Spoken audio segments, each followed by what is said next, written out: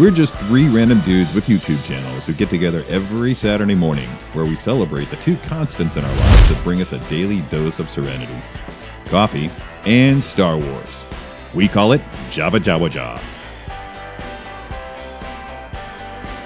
Hey everyone, welcome back to JavaJawaJaw. This is our inaugural on-site episode. We're here today at Crema Espresso Company in Dilworth.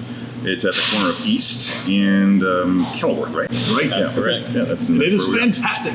Yeah, it's really excellent coffee. They serve coffee from 3 different locations around the Charlotte area. I've got notes here. This is the one I'm drinking right now is the Ethiopian from Crossroads Coffee House in Waxhaw. They also serve coffee from Black Powder Coffee in Mooresville and from Jag's Head Coffee right here in Charlotte on Clanton Road. Right here. Yeah. So you got just regular black coffee? I've just got regular black coffee. What are you drinking? Not that. I got far from black coffee. Remember Super Troopers got a liter of cola? I got a liter of coffee. Nice. And then a 20-ounce espresso mocha, and it is fantastic. Super Trooper straight up has a liter of coffee. It's a liter of coffee. Yeah, nice. What about you, Kent?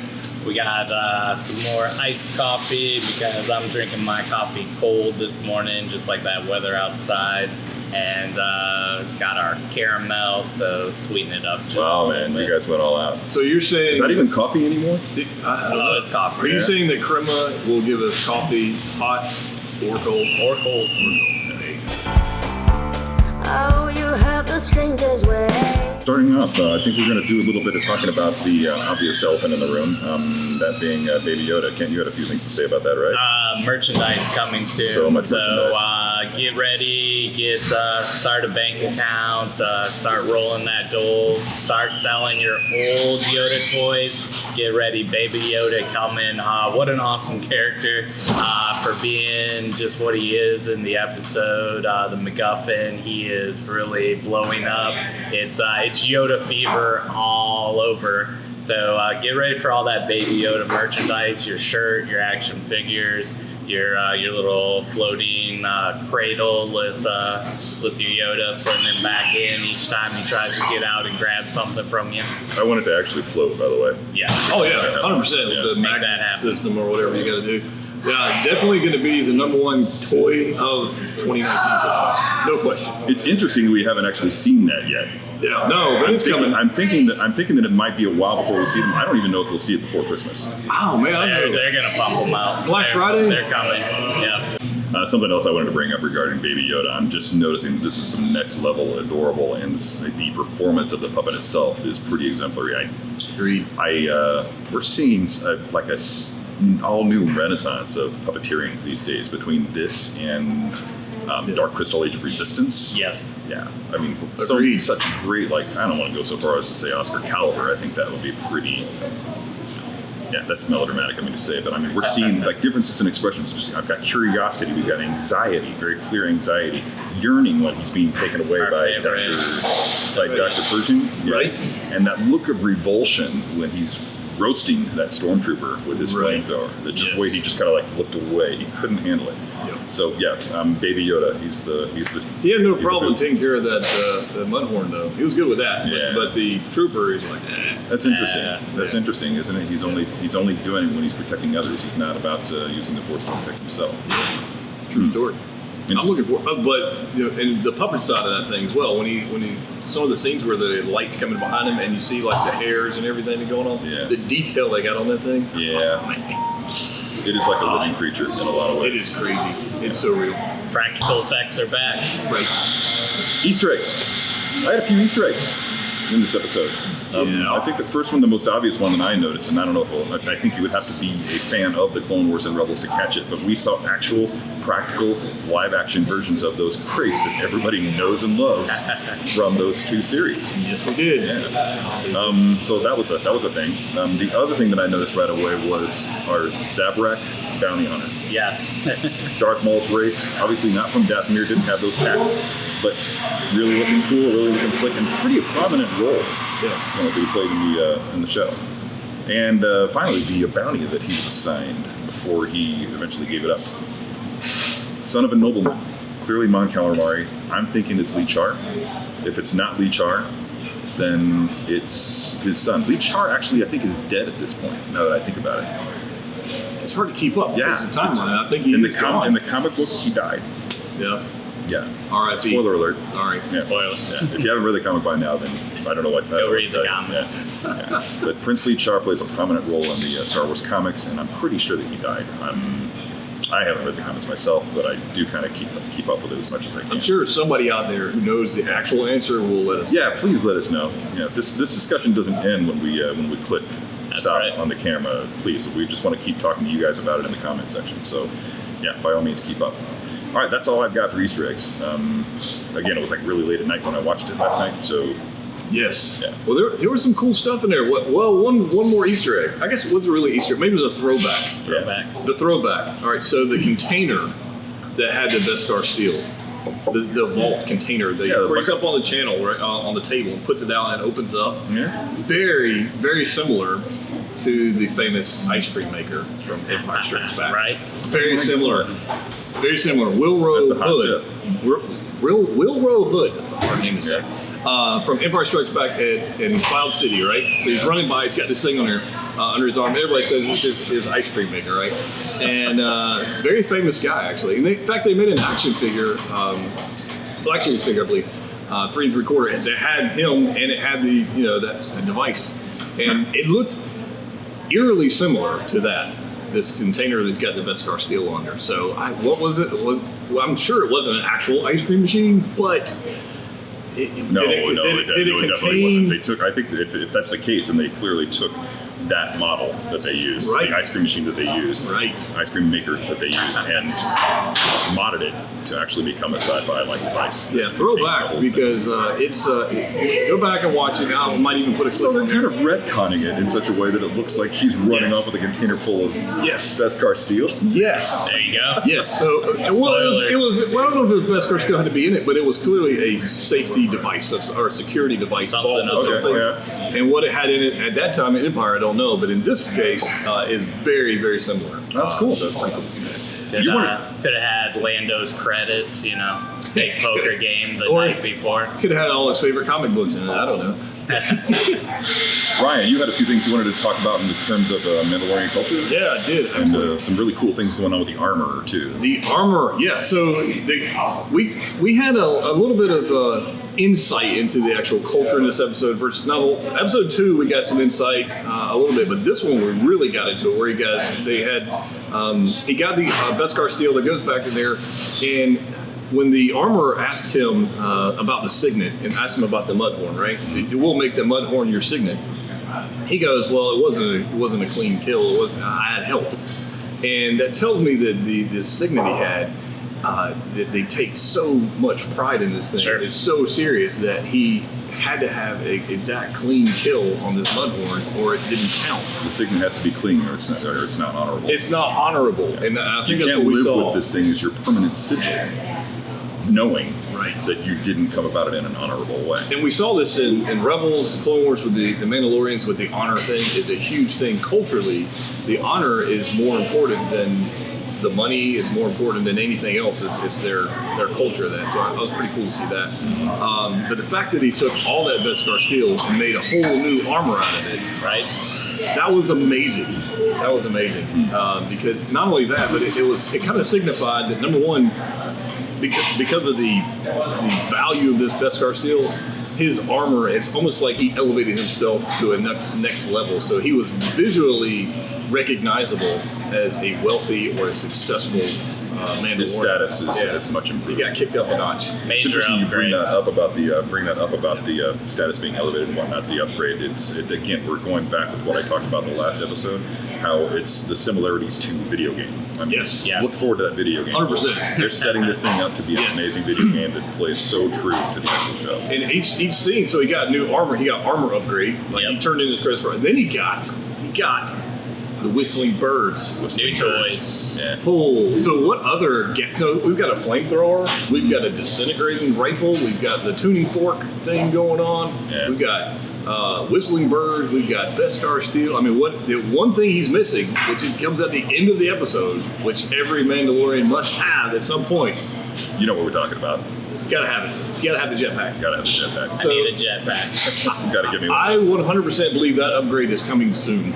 I want one of those jetpacks. I want a jetpack soon. Rebels quote. It is. For those who weren't paying attention. And so you had this guy, kind of jump around, but the culture side of it, there was so many of these other Mandalorians that had the jetpacks, and he didn't have his. So it's kind of interesting. Why doesn't he have one? I don't know, but one of those things.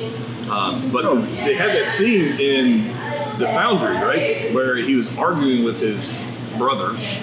Yes. Right? I guess, right? Yeah. And they were arguing about him because he went out, and it was a dishonorable thing to do to have relations, right? Yeah. Encounters and agreements with the Empire. The Empire. Right? Yeah. So that kind of goes back to his flashbacks of the Purge. That's the first flat-out confirmation that we have. I mean, apart from the stormtroopers, that this is an Imperial remnant, right? Sort of a thing that we're dealing with, and they do acknowledge that the Empire has divided into factions led by warlords and whatnot. So that's what we're dealing with Herzog's character, with the character of the client, as he obviously is either a warlord himself or in service to a warlord, and it's actually starting to sound like it's the latter. Yeah, it sounds like there's definitely another guy to answer to. Mm-hmm. We got another boss coming. Yeah, we got a big boss coming. Yeah. And that actually raises the question: is this going to lead into Rise of Skywalker in some way? Is this going to be? Are they going to reveal the existence of the Emperor still? That's a discussion for another time. We have more information. Yeah, sure. We don't know about that one. Let's stay tuned for that. But this guy, so they had this discussion about the in the Foundry about this honor and whatnot, and then the question got asked: have you ever taken off your helmet, or have you ever had your helmet taken off? Taken off. And I think this is the first time in Mandalore lore that we've actually associated with a type of honor. With removing of the helmet is a sign of honor or a cultural thing, because in the Rebels they took them off all the time. Exactly. That indicates to me that this is a new thing. Rebels and Clone Wars, that's canon. So we know that Mandalorians prior to this they commonly removed their helmets. This is clearly, in my mind, something that came about as a result of the Mandalorian purge. For whatever reason, because they've been so drastically reduced in numbers that they're having to do whatever it takes to build themselves back up as a culture, build their people back up to survive. So never again will they remove their helmets. They will always be prepared for a battle for the next empire to come in and try to wipe them out. Yep. Constantly prepared.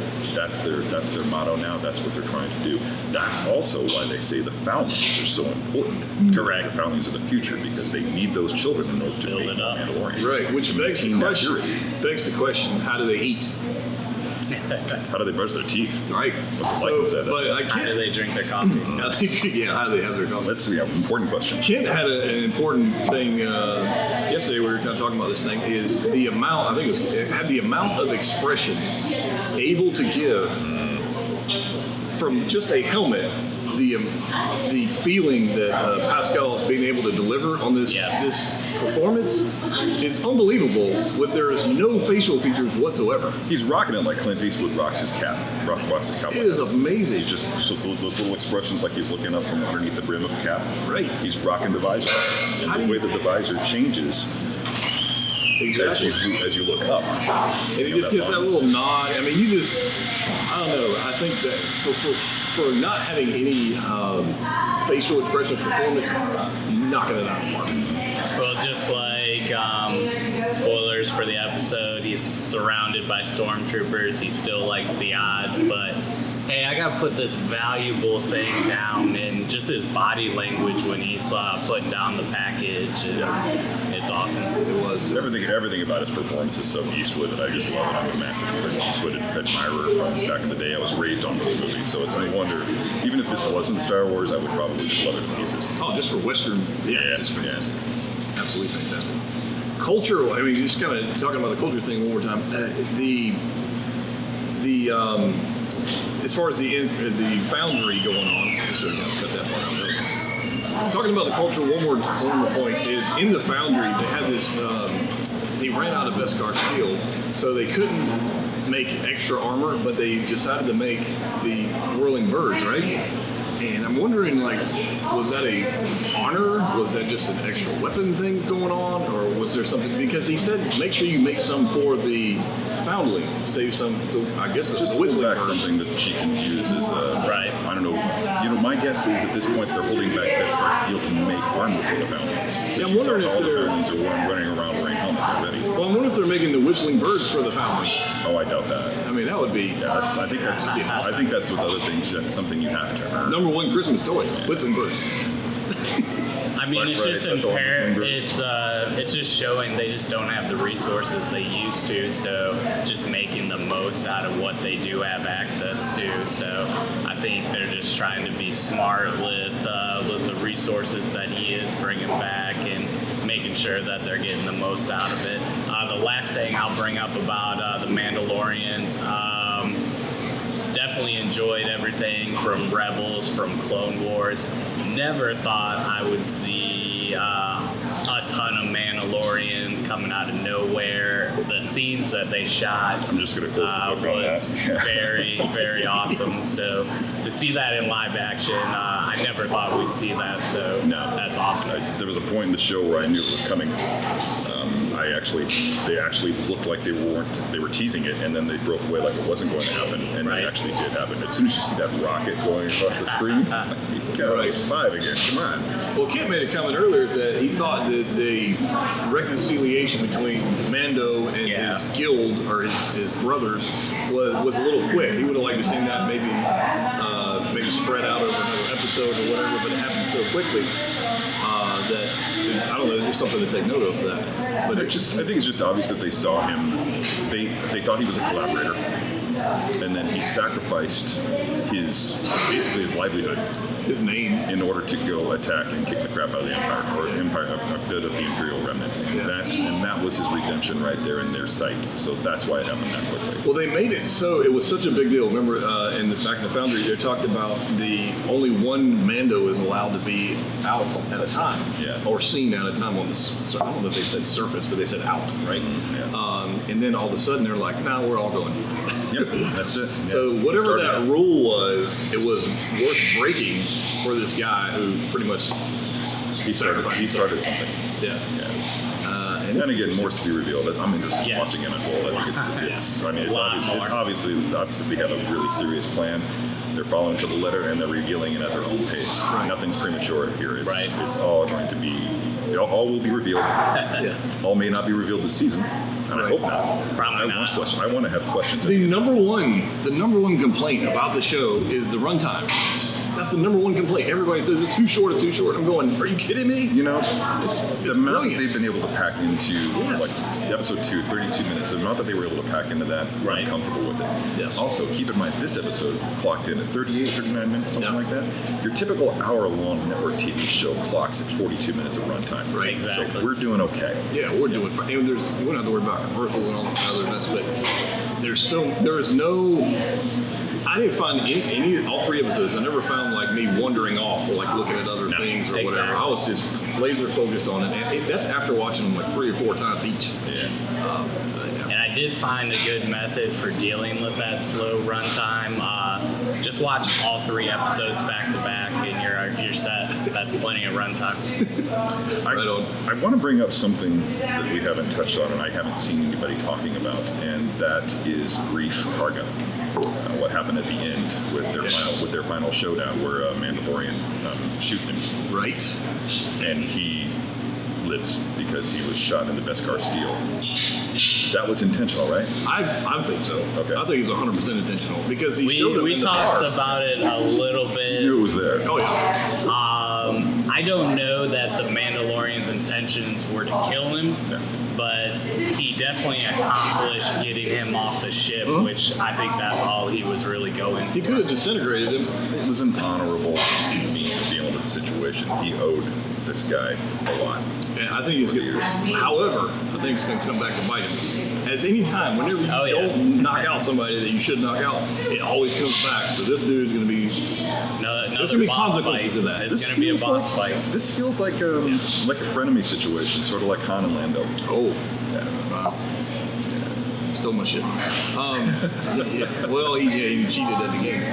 It could be. I'm interested, but I think he definitely shot him where he shot him on purpose. I don't think he Let's let that play out. Yeah. One thing, we're going to circle back here because this is fun. The flashbacks to the Purge. The flashbacks to the Purge. You mentioned More of an indication to me that he is a Mandalorian, and that the helmet thing happened after the Purge. I think he's definitely Mandalorian, but the similarity between him and Jyn Erso from Rogue One, so similar, right? Parents get taken off. He gets put in this, looks like a tornado shelter, bomb shelter, whatever. Puts in, closes the door exactly like Jyn Erso in Rogue One.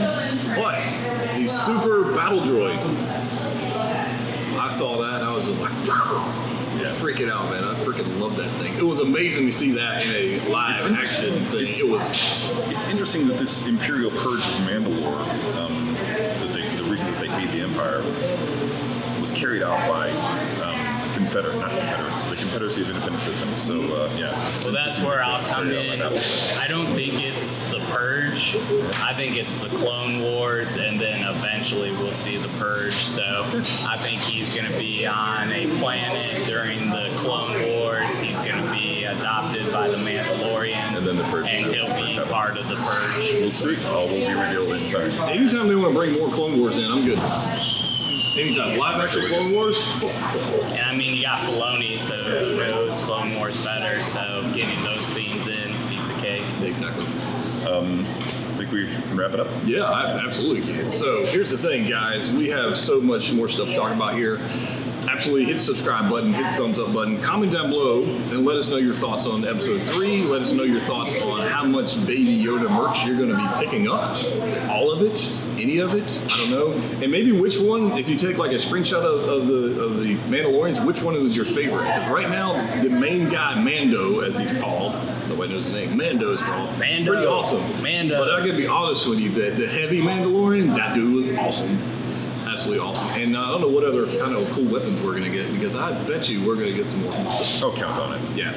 I want some whistling birds for Christmas, so just P.O. box below. We're going to start a GoFundMe campaign for Ryan's Whistling Birds. Whistling We'll post a birds. link to it down below. Anybody know where we can find some Mandalorians? Right. So special thanks to Crema for letting us come in here and film this thing. The Thank coffee you. is fantastic. Yeah, very. The crepes, I'm getting Come ready in, to have see one. them. Yeah. They're going to be fantastic. Yeah, we're going to be eating after this. So Yeah, so definitely check this out. We'll put a link to their website in the description below. You can definitely check them out and come by and say hello and tell them you saw us, and that would be amazing. But until next time, we have spoken.